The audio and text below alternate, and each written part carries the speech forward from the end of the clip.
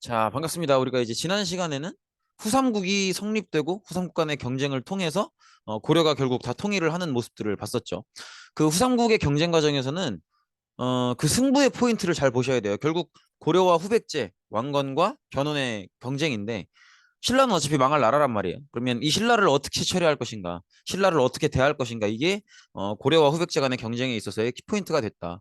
그래서 신라를 과연 빠르게 공격해서 아예 빨리 무너뜨려서 차지할 것인지 아니면 신라한테 잘해줘서 항복을 유도할 것인지 그 선택들 좀 중요하게 보시고 그다음에 이제 그것도 보셔야겠죠. 후백제 내에서 견훤 뒤에 왕위 계승 분쟁이 있으면서 견훤이 결국 고려로 넘어가는 그 과정도 잘 보시고요.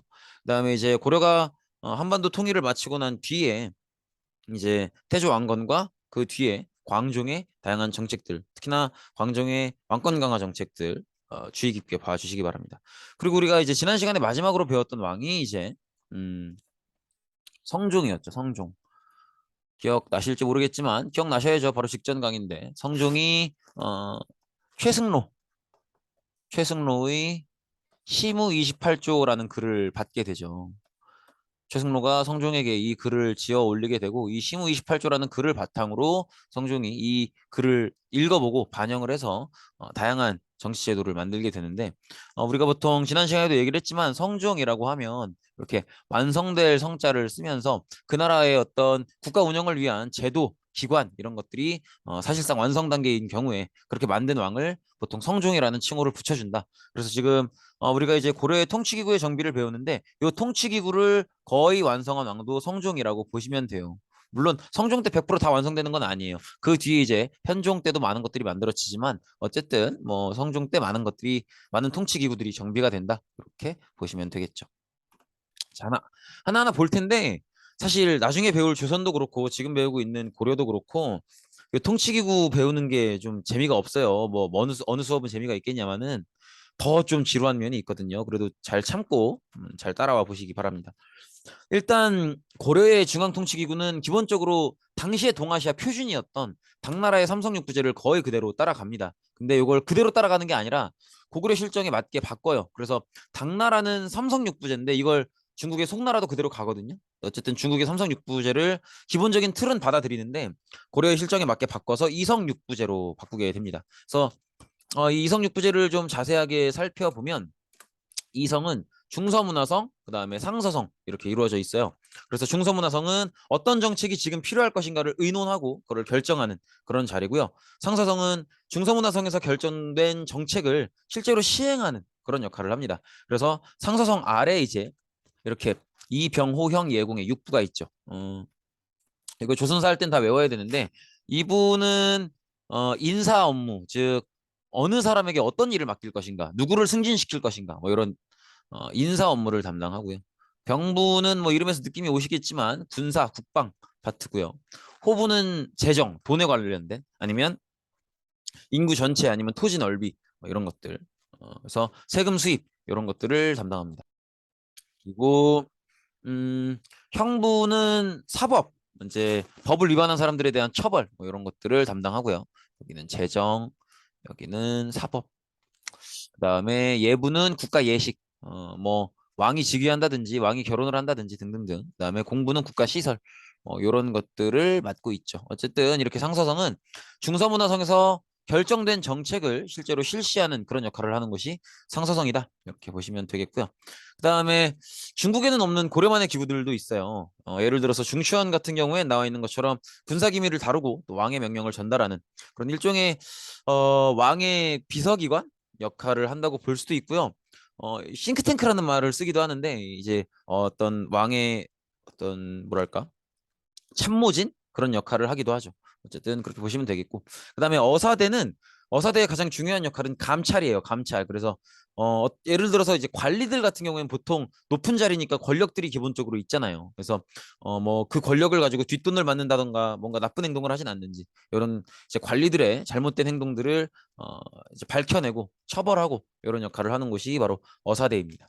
그다음에 삼사는 이제 국가의 재정, 회계 이런 것들을 담당하는데 이게 조금 이제 그 앞전에 제가 호부를 얘기했을 때 그 호부랑 헷갈리실 수가 있어요. 근데 그 상서성 아래 육부에 있는 호부는 국가 전체의 인구, 토지 넓이, 국가 전체의 생산량 이런 것들, 국가 전체 단위의 어떤 인구, 토지 이런 것들을 주로 담당한다면 3사는 정부의 회계 출납, 즉 정부가 세금 수입이 얼마가 되고 어디에 얼마를 쓸 거고 이런 것들을 주로 담당을 합니다. 그래서 보통 인구, 토지 얘기 나오면 호부고요. 그다음에 재정, 뭐 세금 수입, 뭐 지출 이런 거 얘기 나오면 3사입니다. 이런 것들을 구분해야 될 만큼의 문제는 나오지 않으니까 뭐 지금 듣고 나중에 까먹어서 이런 것들이 좀 불안하더라도 크게 불안해하지 마세요. 근데 이 중추원 어사대 3사 반드시 알고 계셔야 돼요. 왜냐면 고려에만 있는 고려의 특색을 보여주는 기구이기 때문에 꼭 기억을 하셔야 되고 아까 봤었던 이성 육부제도 그 아래 육부를 다 외우실 필요는 없지만 중서문화성, 상서성 정도는 알고 계셔야 돼요. 왜냐면 중국의 제도를 그대로 받아다 쓴 게 아니라 약간 변형을 해서 쓴 거기 때문에 고려만의 어떤 색깔이 드러나는 거거든요. 그래서 꼭 기억을 해 주시고요. 또 고려만의 회의기구 이것도 중요해요. 참 이렇게 말씀드리니까 죄송한데 뭐 말할 때마다 다 중요하다고 하니까 네 중요합니다. 고려만의 회의기구는 크게 어떤 걸 논의하느냐에 따라서 두 가지가 있습니다. 하나는 도병마사, 다른 하나는 식목도감 이렇게 있는데 도병마사는 중간에 병자가 들어간 걸 보시면 알 수 있겠지만 주로 군사 관련된 내용을 회의를 합니다. 그래서 뭐 어떤 민족이 침략하면 어떻게 대응할 것인지, 지금 군부대의 구성은 괜찮은지, 뭐 새로운 무기의 개발 이런 것들. 그다음에 식목도감은 일반적인 법령을 논의하게 되죠. 이렇게 보시면 되겠고, 그다음에 글자 크기부터가 좀 부담이 되죠. 지방제도인데 사실 최승로의 시무 28조에서 가장 핵심된 내용 중에 하나가 어 그런 말이 있어요. 청치외관이라고 해서 청컨대 외관을 두서서 이런 얘기를 해요. 근데 이제 고려가 성종 때까지만 해도 지방관이 없었거든요. 이게 왜 그러냐면 사실 고려 성종이면은 이미 건국된 지 꽤 흐른 거예요.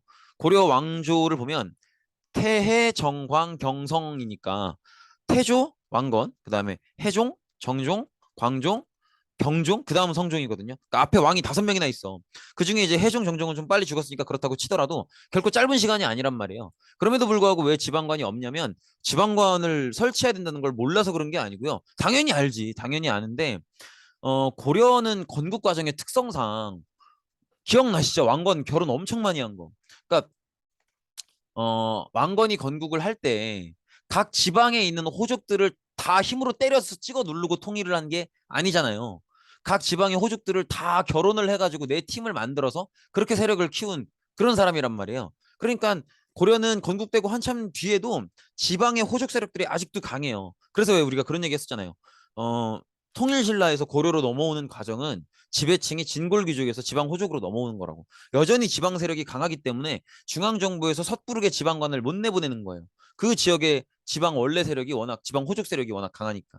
근데 이제 최승로가 그래도 이제는 건국된 지가 한참 지났고 이제는 중앙정부의 힘을 보여줄 때고 호족 세력들이 좀 있다고 해도 안 되는 곳은 안 되더라도 되는 곳이라도 지방관을 보내야 될 때다. 아직도 지방관을 한 명도 안 보냈다는 건 문제가 있다. 이런 얘기를 한 거죠. 그래서 단순히 외관을 설치해라 이런 얘기를 한 게 아니라 지금 지방 호족 세력이 너무 강력하니까 중앙 정부가 제대로 중앙 정부로서의 역할을 하려면 뭐 아직 현실적으로 어려운 곳은 안 되더라도 되는 곳이라도 지방관을 한 명, 2명 보내기 시작해야 된다. 그런 얘기를 최승로가 했던 거고 성종도 읽어보니까 맞는 얘기거든. 그래서 따라가는 거죠.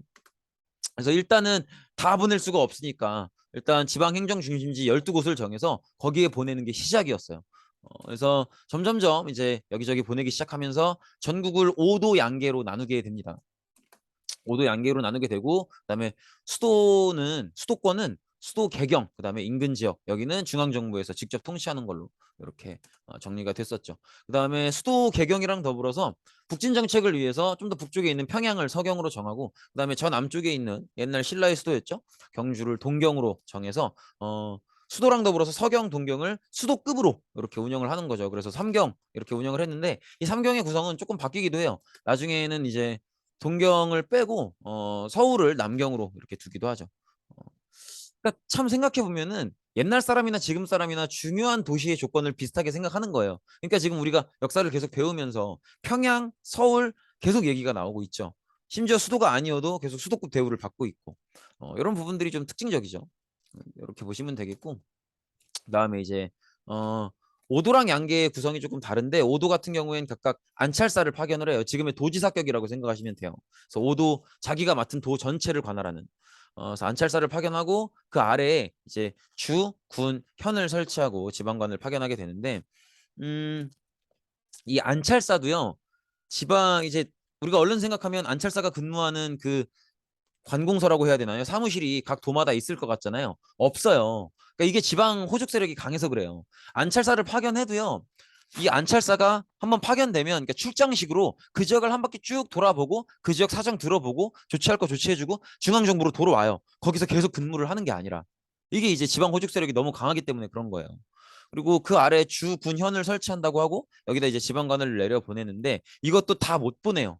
그래서 이렇게 지방관이 파견되는 현을 주현이라고 하고 그렇지 못한 현을 속현이라고 하는데 주현보다 이따 지도 보시면 아시겠지만 주현보다 속현이 훨씬 많습니다. 그래서 지방관이 파견된 주현이 그 인근에 지방관이 파견 안 된 속현 몇 개를 같이 관할을 하는 그런 느낌을 볼 수 있죠. 그리고 주현은 지방관이 파견됐으니까 지방관이 관리를 하고요. 속현은 지방관이 없기 때문에 그 지역에 원래 살고 있는 향리가 이제 그 지방 호족 세력이 향리가 되어 가거든요. 그 향리가 관할을 하는 그런 모습을 볼 수 있죠. 이렇게 보시면 되겠죠. 그래서 지금 박스에 나와 있죠. 지방관이 파견되지 못한 현을 속현이라고 한다. 그래서 인근의 주현을 통해서 중앙의 통제를 받고 있고 조세를 걷는다든지 뭐 공무를 걷는다든지 이런 행정 실무들은 그 지방의 향리가 맡는다. 이렇게 되어 있죠. 정도 보시면 될 것 같고요. 왼쪽에 있는 지도는 이제 삼경이 어디인가를 보여드리는 거고요. 이제 처음에는 뭐 여기가 수도고, 그죠? 그다음에 북쪽으로 평양을 서경으로 두고, 그다음에 동남쪽에 경주를 동경으로 뒀었는데 이제 시간이 흐르면서 여기 남경을 서울로 두게 되죠. 이렇게 보시면 되겠고, 지금 이 오렌지 색깔, 요 색깔이 현이 파견된 주현이고요. 그냥 생 노란 색깔, 여기가 이제 현이 파견, 지방관이 파견이 안 된 속현이에요. 그러니까 이 오렌지 색깔 얘네들은 이제 지방관이 있는 거지. 근데 얘네들은 다 지방관이 없는 속현들이에요. 속현이 압도적으로 많죠. 그만큼 고려의 중앙 정부의 힘이 아직은 약한 거고 각 지방의 지방 호족 세력들의 힘이 아직은 강한 거예요. 그러니까 이런 게 왕건이 이제 통일 과정에서 보여줬던 어떤 뭐랄까요? 좀 타협적인 모습들 이런 게 이제 후한으로 남는 거예요. 왕건이 본인의 어떤 군사적인 실력으로 다 힘으로 찍어 눌러서 진시황처럼 통일을 한 게 아니라 다 잘 지내봅시다. 우리 잘해봅시다. 이런 식으로 막 결혼하고 좋은 관계를 맺어가고 이런 식으로 통일을 했다 보니까 이제 통일한 뒤에도 그 사람들이 다 자기 목소리들을 내는 거죠. 아니 좋게 하자고 했으면서 내 거 인정해줘야지 막 이런 식으로. 그러다 보니까 이렇게 지방이 통제가 잘 안 되고 지방에 보낼 수 있는 지방관도 몇 명 없고 지방관을 받아들일 수 있는 동네도 몇 명 없고 뭐 이런 식이 된다고 보시면 되겠죠. 사실 뭐 비슷한 게 또 그런 거죠. 우리 결혼을 워낙 많이 했기 때문에 왕의 계승 분쟁도 어느 정도 예상이 되는 면이 있었고 이것도 마찬가지라고 보시면 되겠죠. 그래서 태조 왕건의 통일 과정에서 보였던 한계점들이 이런 식으로 부작용으로 나타나는 거예요. 이렇게 보시면 되겠고 그다음에 이제 특수행정구역으로 향, 부곡, 소 이런 게 있는데 이건 뭐냐면 요 이제 뭐 부곡 이런 것들은 사실 통일신라 때도 있었던 거긴 한데 일반 지역보다 좀 더 한 급 떨어지는 지역들이에요. 그래서 좀 더 안 좋은 대우를 받고 특히나 이제 고려한테 저항을 심하게 했던 지역이거나 고려에 점령을 당했던 지역이거나 아니면 원래 평범한 지역이었는데 그 지역에서 뭔가 반란이 발생했거나 이런 지역들은 향, 부곡, 소로 둬요. 그래서 이런 지역들은 세금도 훨씬 더 많이 걷고 뭐 이런 지역들이죠. 그래서 여기 거주자들을 천민으로 봐야 될지 아닐지는 아직 학계의 논쟁이 좀 있는데 그래도 천민은 아닌 것으로 보여져요. 그러나 어쨌든 일반적인 보통의 동네에 사는 평민들보다는 차별받습니다. 세금도 더 많이 내고 이런 모습들을 볼 수 있죠. 그리고 양계는 군사행정구역이에요. 즉 국경지역입니다. 국경지역. 북계와 동계로 이루어져 있고요. 일반 행정구역인 오도가 안찰사가 파견이 된다면 양계는 장군 성격의 군 지휘관 성격의 병마사가 파견이 되죠. 이렇게 보시면 되겠고 그래서 어, 일반 오도에는 주 군현이 설치가 됐다면 양계에는 주와 진이 설치가 되는 그런 모습을 볼 수 있는데 주 진이 설치되고 뭐 이런까지 외우실 필요는 없을 것 같아요. 그냥 천천히 편안하게 보시면 될 것 같습니다. 그래서 보시면 여기 이제 여기가 북계고 여기가 동계고 이렇게 국경선에 있는 지역들이 양계로서 군사적 지역의 성격을 띠게 되죠. 이렇게 보시면 되겠습니다. 그렇고 군사제도는 중앙군은 2군 6위로 이루어져 있고요. 2군은 궁궐, 왕실을 수호하고요. 6위는 수도 및 국경 지역을 방어하는데 그냥 2군 6위 이렇게 그냥 외워두시면 편할 거예요. 뭐 이 정도로 보시면 되겠고 지방군은 일반 5도에 있는 경우는 주현군이라고 하고요. 그다음에 어, 국경 지역에 있는 양계, 북계, 동계 그 지역에 있는 군인들은 좀 더 강해야겠죠. 그 군인들은 주진군이라고 해서 항상 상비되어 있는 군대들이 그 지역을 지키고 있습니다. 이렇게 보시면 되겠고, 그다음에 이제 교육도 실시하고 관리도 선발하는데, 교육은 이제 개경에 설치되어 있는 국자감, 지금의 대학교 역할이라고 보시면 돼요. 그래서 이 국자감에서 유교를 가르치는 그런 모습을 보이고, 최고 교육기관입니다. 국자감이 최상위 교육기관이에요. 그리고 향교는 지방에 설치하는 중등교육기관, 중고등학교 역할을 하는 그런 기관이라고 보시면 되겠고, 좀 더 볼까요? 국자감, 향교 다 적으셨죠? 그렇고, 그다음에 관리 선발은 크게 두 가지 방식이 있어요. 이런 식으로. 일단 음서는 금수저, 금수저. 요거는 금수저예요, 금수저. 그래서 자기 아버지가 굉장히 높은 관리인 경우에 5품 이상의 1, 2, 3, 4, 5품 요기의 관리인 경우에는 아들을 그냥 이렇게 관료로 만들어 줘요. 그래서 이런 걸 음서라고 해요. 근데 이 음서라는 용어는 요즘에도 많이 쓰는 용어예요. 예를 들어서 뭔가 이제 그런 경우가 있을 수 있잖아요. 어떤 회사가 있는데 그 회사 아들이 그 회사의 정식적인 뭐 이력서 보고 뭐 면접 보고 뭐 이런 전혀 거치지 않고 그냥 입사를 한 거야. 이러면 이제 우리가 보통 낙하산이라고 하죠. 그런 게 음서예요. 아빠가 우리 회사 대표님이어서 내가 그냥 입사해버리는 그런 것들을 이제 우리가 보통 낙하산 이렇게 표현을 하는데, 그 낙하산이 역사 용어로는 음서입니다. 그래서 이렇게 우리 아버지가 굉장히 높은 관료면 나를 그냥 합격시켜주는, 어, 과거 시험을 거치지 않고 그냥 관료로 만들어주는 이런 걸 음서라고 합니다. 금수저, 낙하산 이런 의미라고 보시면 되겠죠. 그래서 왜 요즘도 뭐 현대판 음서 뭐 이런 얘기를 많이 하죠. 그다음에 과거는 아까 잠깐 보여드리고 지나갔는데, 과거 고려에서 어느 왕 때 시작돼요? 광종 때 시작이 되죠. 그래서 광종 때 기존의 지방 호족 출신의 귀족 세력들을 몰아내고 자기 세력을 만들기 위해서, 그리고 그 자기 세력이 웬만하면 실력 있는 사람들이면 좋고 명분도 되니까, 그래서 이제 쌍기의 제안으로 시작했던 게 과거 시험이었죠. 그래서 과거 시험은 크게 네 과목으로 이루어져 있어요. 이 중에 선택해서 보는 거예요. 제술과, 명경과, 잡과, 승과 이렇게 있는데, 제술과는 저 술자가 그 서술하다 할 때, 서술형 할 때 그 술자예요. 그래서 이렇게 문학적인 재능, 시를 쓴다든지 이런 재능을 평가하는 제술과가 있고요. 그다음에 명경과는 밝을 명의 경전 경자인데, 정말 유교 경전을 얼마나 달달달 외우고 있는가. 그래서 명경과 같은 경우에는 시험 문제가 그렇게 나와요. 유교 경전의 어느 책의 한 줄을 주는데 그 줄에 몇 글자를 빵꾸 내놓고 거기에 들어갈 한자를 쓰시오. 뭐 이런 식으로 문제가 나와요. 그래서 경전을 얼마나 잘 외우고 있는가를 평가했던 시험이고, 작과는 이제 이런저런 기술들, 뭐 의학이라든지 이런 것들, 아니면 뭔가를 만들다든지 이런 다양한 기술관들을 뽑는 게 잡과고요.